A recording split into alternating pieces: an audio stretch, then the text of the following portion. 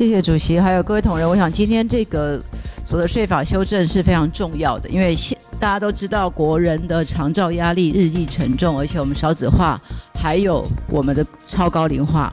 那长照的问题跟少子化问题都是国安问题。那现在长照2.0最大的问题是采取所谓的税收不稳定制，也就是房地合一税，还有所谓的烟酒捐。那这些税收不稳定的情况下，反而会造成说政府的预算将来总有一天会入不敷出。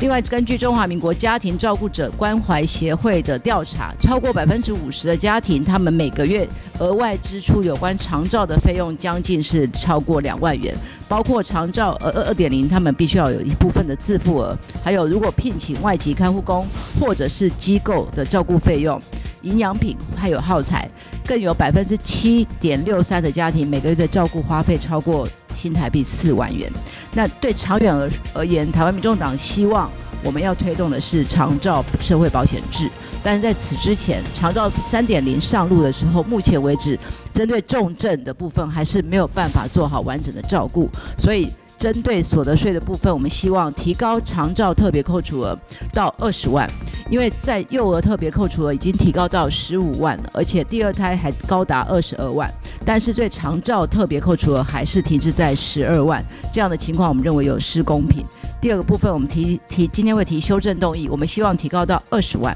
因为在20万提高了8万块的扣除额，对国家来说，整体的税损大概才35亿，也就是说影响税损并不严重，但是对一个需要长照家庭来说，留下的每一分钱都可能是他们的救命钱。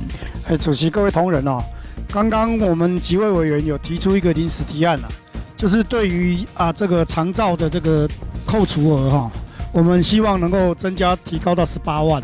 然后大家在这个逻辑上面，就是既然现在进入超高龄社会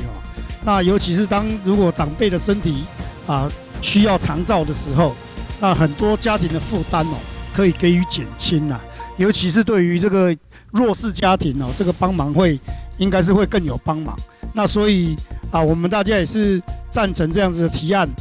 希望大家能够共同来支持，把这个长照的特别扣除额提高，最好我们的目标是18万，那如果能够18万，大家都有共识的话，来通过的话，对于我们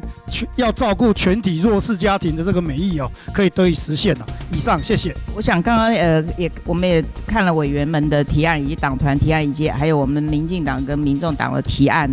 那都是对于长照的部分。我们知道长照特别扣除额是在107年法案修正了以后增加的。好，那我们也知道老人化的现在的一个情况，人口结构的变动，那家庭如果有需要照顾的人的话，确实是辛苦，那当然支出也会增加，所以当时就有一个特别扣除额，然后12万。那也经过一段时间，那委员们就是都非常理解这个家庭的一个需求，那都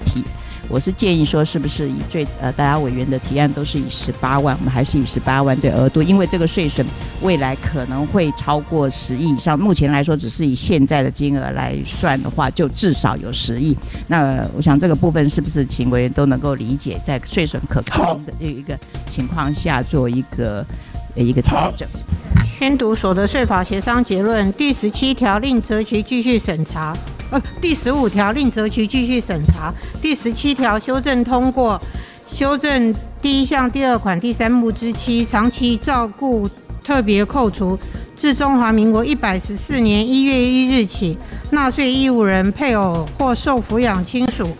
未符合中央卫生福利主管机关公告需长期照顾之身心失能者，每人每年扣除18万元。宣读完毕。